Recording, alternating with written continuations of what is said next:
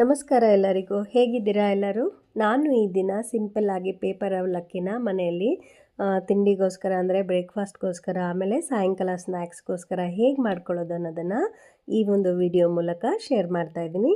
ಇದಕ್ಕೋಸ್ಕರ ನಾನು ಹಸಿಮೆಣಸಿನಕಾಯಿ, ಈರುಳ್ಳಿ, ಟೊಮೊಟೊ, ಆಮೇಲೆ ಸ್ವಲ್ಪ ಕೊತ್ತಂಬರಿ, ಆಮೇಲೆ ಕರಿಬೇವನ್ನು ಈ ಎಲ್ಲ ಪದಾರ್ಥಗಳನ್ನು ಸಹ ಒಗ್ಗರಣೆಗಾಗಿ ತೊಗೊಂಡಿದ್ದೀನಿ. ಇದನ್ನು ಈ ಒಂದು ಅವಲಕ್ಕಿ ರೆಡಿ ಆದಮೇಲೆ ನಾವು ಸ್ವಲ್ಪ ಹಸಿ ಕಾಯಿ ತುರಿ ಮತ್ತು ಕೊತ್ತಂಬರಿ ಆಮೇಲೆ ನಿಂಬೆಹಣ್ಣು ಅವಲಕ್ಕಿ ಕೊನೆಯಲ್ಲಿ ಇವುಗಳನ್ನು ಹಾಕೋದಕ್ಕೆ. ಸೊ ಈಗ ಒಂದು ಬಾಣಲೆಯಲ್ಲಿ ಎಣ್ಣೆಯನ್ನು ಹಾಕ್ಕೊಳ್ಬೇಕು. ಈ ಒಂದು ಎಣ್ಣೆ ಕಾದ ಮೇಲೆ ಇದಕ್ಕೆ ಸಾಸಿವೆಯನ್ನು ಹಾಕಬೇಕು. ಸಾಸಿವೆ ಸಿಡಿದ ಮೇಲೆ ಉದ್ದವಾಗಿ ಹೆಚ್ಚಿಕೊಂಡಿರುವ ಈರುಳ್ಳಿಯನ್ನು ಹಾಕಬೇಕು. ಆಮೇಲೆ ಇದಕ್ಕೆ ಸ್ವಲ್ಪ ಕರಿಬೇವನ್ನು ಕಟ್ ಮಾಡ್ಕೊಂಡಿರೋದು ಹಾಕ್ತಾ ಇದ್ದೀನಿ. ಆಮೇಲೆ 1-2 ಸ್ಪೂನಷ್ಟು ಚಿಕ್ಕ ಸ್ಪೂನಲ್ಲಿ ಜೀರಿಗೆಯನ್ನು ಹಾಕಬೇಕು. ಜೀರಿಗೆಯನ್ನು ಹಾಕಿದರೆ ಈ ಒಂದು ಅವಲಕ್ಕಿಗೆ ಒಳ್ಳೆಯ ಒಂದು ಟೇಸ್ಟ್ ಬರುತ್ತೆ. ಆಮೇಲೆ ಸ್ವಲ್ಪ ಹಸಿಮೆಣಸಿನ್ಕಾಯಿ, ನಿಮಗೆ ಖಾರ ಜಾಸ್ತಿ ಬೇಕು ಅಂದರೆ ಸ್ವಲ್ಪ ಹಸಿಮೆಣಸಿನ್ಕಾಯಿ ಖಾರವನ್ನು ಜಾಸ್ತಿ ಹಾಕ್ಕೊಳ್ಳಿ. ಆಮೇಲೆ ಇದನ್ನು ಸ್ವಲ್ಪ ಹೊತ್ತು ನಾವು ಫ್ರೈ ಮಾಡಬೇಕು. ಈವಾಗಲೇ ಸ್ವಲ್ಪ ಉಪ್ಪನ್ನು ಇದಕ್ಕೆ ಹಾಕ್ಕೋಬೇಕು. ಆಮೇಲೆ ಈ ಒಂದು ಉಪ್ಪನ್ನು ಇವಾಗಲೇ ಹಾಕ್ಕೊಂಡ್ರೆ ಈರುಳ್ಳಿ ತುಂಬ ಬೇಗ ಫ್ರೈ ಆಗುತ್ತೆ. 1-2 ನಿಮಿಷ ನಾವು ಚೆನ್ನಾಗಿ ಫ್ರೈ ಮಾಡ್ಕೊಂಡ್ಮೇಲೆ ಇದಕ್ಕೆ ಟೊಮೊಟೊನೂ ಸಹ ಹಾಕಿಬಿಡಬೇಕು. ಟೊಮೊಟೊವನ್ನು ನಿಮಗೆ ತುಂಬ ತೆಳ್ಳಗೆ ಹೆಚ್ಕೊಳ್ತೀವಿ ಅಂದರೆ ತೆಳ್ಳಗೆ ಹೆಚ್ಕೊಳ್ಳಿ, ಚಿಕ್ಕದಾಗಿ ಹೆಚ್ಕೊಳ್ಳಿ. ಇಲ್ಲ ನಿಮಗೆ ದೊಡ್ಡದಾಗಿ ಹೆಚ್ಕೊಳ್ಬೇಕು ಅಂತ ಹೇಳಿದ್ರೆ ಟೊಮೊಟೊ ನಿಮಗೆ ಹೇಗೆ ಬೇಕೋ ಹಾಗೆ ಹೆಚ್ಕೊಂಡು ಈ ಒಂದು ಒಗ್ಗರಣೆಗೆ ಹಾಕ್ಕೊಂಡ್ರೆ ಒಳ್ಳೆಯ ಒಂದು ಟೇಸ್ಟನ್ನು ಕೊಡುತ್ತೆ. ಸೊ ಈ ಟೊಮೊಟೊ ಹಾಕಿದ್ಮೇಲೆ ಯಾವಾಗಲೂ ಸಹ ಸ್ವಲ್ಪ ಹೊತ್ತು ಮೀಡಿಯಮ್ ಫ್ಲೇಮಲ್ಲಿ ಇಟ್ಬಿಟ್ಟು ನಾವು ಫ್ರೈ ಮಾಡಬೇಕಾಗತ್ತೆ. ಟೊಮೊಟೊ ಎಲ್ಲನೂ ಸಹ ತುಂಬ ಚೆನ್ನಾಗಿ ಮೆತ್ತಗಾಗಬೇಕು. ಆಮೇಲೆ ಸ್ವಲ್ಪ ಅರಿಶಿಣವನ್ನು ಹಾಕ್ತಾ ಇದ್ದೀನಿ. ನಾನಿಲ್ಲಿ ಒಂದು ಚಿಕ್ಕ ಸ್ಪೂನಲ್ಲಿ 2 ಸ್ಪೂನಷ್ಟು ಅರಿಶಿಣವನ್ನು ಹಾಕ್ತಾ ಇದ್ದೀನಿ. ಅರಿಶಿಣವನ್ನು ಹಾಕಿದ ಮೇಲೆ ಕಲಸಿ ನಾವು ಒಂದು ಸ್ವಲ್ಪ ಹೊತ್ತು ಒಂದು 5-10 ನಿಮಿಷ ಮೀಡಿಯಮ್ ಫ್ಲೇಮಲ್ಲೇ ಇದನ್ನು ಚೆನ್ನಾಗಿ ಫ್ರೈ ಮಾಡಬೇಕಾಗತ್ತೆ.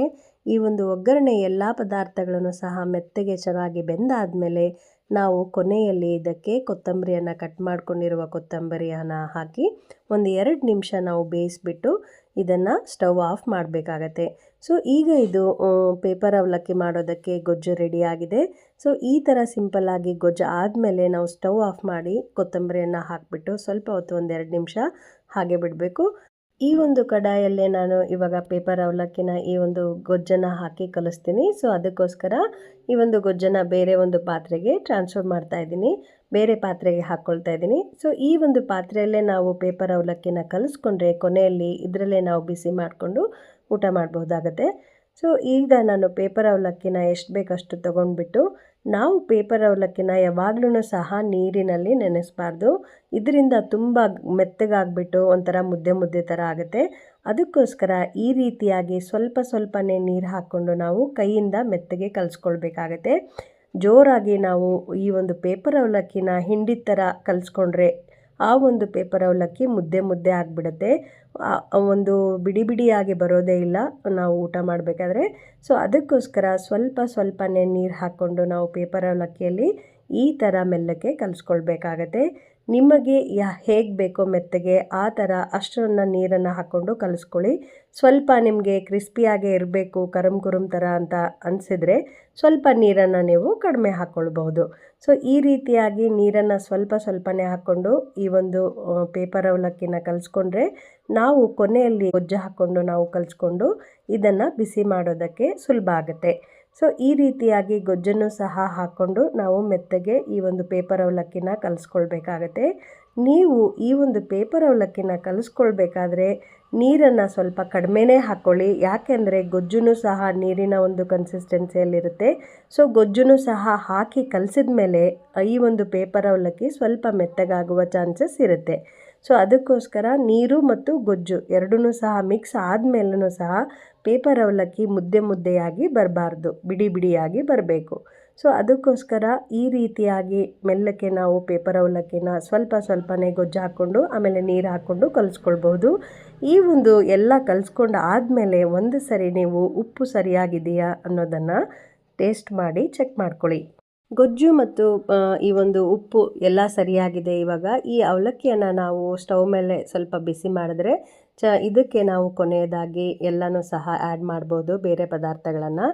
ಈಗ ಇದನ್ನು ಬಿಸಿ ಮಾಡೋದಕ್ಕೆ ಸ್ಟವ್ ಮೇಲೆ ಇಟ್ಟಿದ್ದೀನಿ. ಸಿಮ್ಮಾಗಿ ಇಡಬೇಕಾಗತ್ತೆ ನಾವು ಈ ಒಂದು ಪೇಪರ್ ಅವಲಕ್ಕಿನ ಬಿಸಿ ಮಾಡಬೇಕಾದ್ರೆ, ಇಲ್ಲ ಅಂದರೆ ಮುದ್ದೆ ಮುದ್ದೆ ಆಗುವ ಚಾನ್ಸಸ್ ಇರುತ್ತೆ.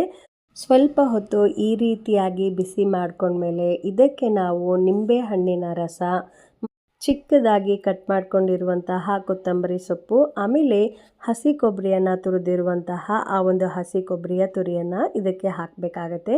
ಈ 3 ಪದಾರ್ಥಗಳನ್ನು ಹಾಕಿದ್ಮೇಲೆ ಸ್ವಲ್ಪ ಹೊತ್ತು ಬಿಸಿ ಮಾಡಿಕೊಳ್ಬೇಕು. ಹೀಗೆ ನಾವು ಈ ಪದಾರ್ಥಗಳನ್ನು ಹಾಕಿದ್ಮೇಲೆ ಸ್ವಲ್ಪ ಬಿಸಿ ಮಾಡಿದ್ರೂ ಸಾಕು.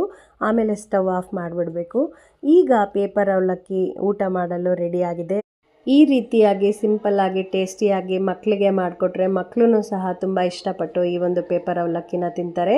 ಇದು ಆರೋಗ್ಯಕ್ಕೂ ಸಹ ತುಂಬ ಒಳ್ಳೆಯದು. ಇದು ಹೆಲ್ದಿ ರೆಸಿಪಿನೇ ಅಂತ ಹೇಳ್ಬೋದು. ಸೊ ಈ ರೀತಿಯಾಗಿ ಸಿಂಪಲ್ಲಾಗಿ ಕೆಲವೇ ಪದಾರ್ಥಗಳನ್ನು ಯೂಸ್ ಮಾಡಿಕೊಂಡು ಮನೆಯಲ್ಲಿ ಪೇಪರ್ ಅವಲಕ್ಕಿನ ಸಿಂಪಲ್ಲಾಗಿ ಮಾಡ್ಕೊಳ್ಬೋದು. ಸೊ ನೀವೂ ಸಹ ಒಂದ್ಸರಿ ಟ್ರೈ ಮಾಡಿ ಹೇಗೆ ಬಂತು ಅಂತ ನೀವು ಕಮೆಂಟಲ್ಲಿ ತಿಳಿಸಿ.